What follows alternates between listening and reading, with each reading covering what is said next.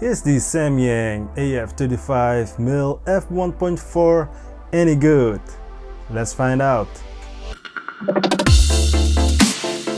What is good YouTube, Gary Yaman here, and this video is about the Samyang AF35 F1.4 for the Sony full frame system or any Sony E-Mount camera.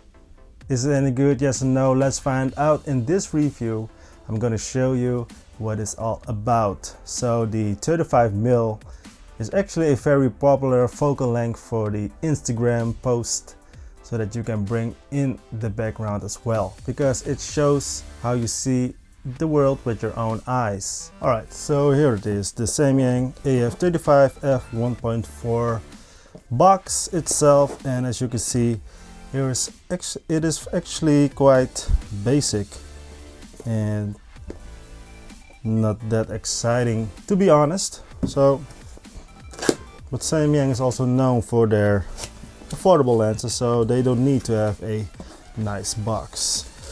Little foam, and there you have it already. The lens itself. Here it is. So what else comes with the box?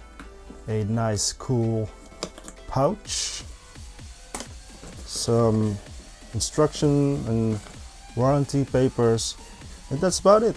That's all. It's all you can get. But this is the most important thing. Alright, so here's the lens itself, and as you can see, it looks amazing. It looks phenomenal actually. It is heavy, it is big. Well, not that very heavy, but it's actually quite large, and it's almost the same as the Tamron 28x75, which is a zoom lens. So this lens right here looks good. I like the green flare going on there. It is a little bit front heavy if you put it on your camera. I showed you with the Sony a6000 as well. The Samyang does not have any weather sealing or moisturizing things, moisturizer resistancy, and there's also no stabilization. So that means if you're going to do a lot of filming with this lens, you better do it with a gimbal. The biggest selling point of this lens is of course the 1.4 aperture, and as you can see, it has a lot of glass. I like the look of it, and I think you like the look of it as well. And of course, I think we have to show you what it's all about. 1.4 aperture, 35mm. Here's the footage.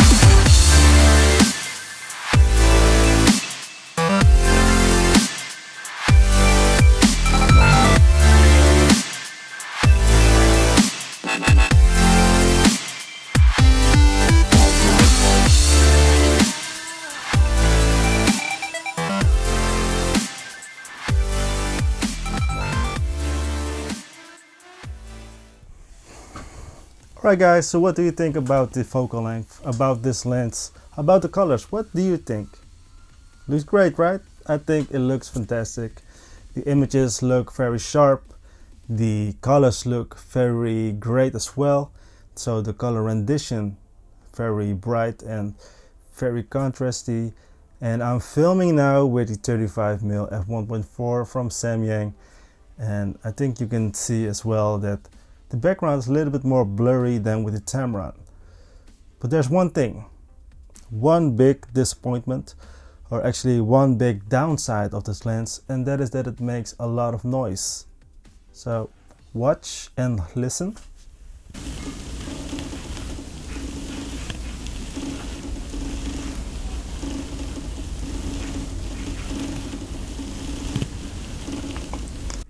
the sound is almost like if a rusty door is opening and closing, right? But as you can see, the focus is quite fast. You can also see the bokeh balls. See them? It's quite round. And it is fast. Right? Very fast, but the noise. So I am a wedding photographer, and during weddings, if I am taking photos on silent mode with my Sony camera, then you still hear the sound of the autofocus, so that's a little bit distracting, especially when it's very silent, then you really hear it. So that's the only downside I have. So the image quality is straight up there with more expensive lenses. The autofocus really fast and also reliable. If something is in front of my face, it will capture that. And now it will capture my face. Nice. Nice. Great job, Samyang. Great job. So the biggest downside is the autofocus motor noise. And that's actually about it. Alright, so let's wrap this thing up. If you are in the market for a 35mm F1.4 for your Sony full frame camera, so let's say if you got a Sony A7 III, just like I do, and you are really searching for a 35mm, then I highly recommend this Samyang 1.4, and it will not disappoint you. Let me know what you think about this lens in the comment section down below.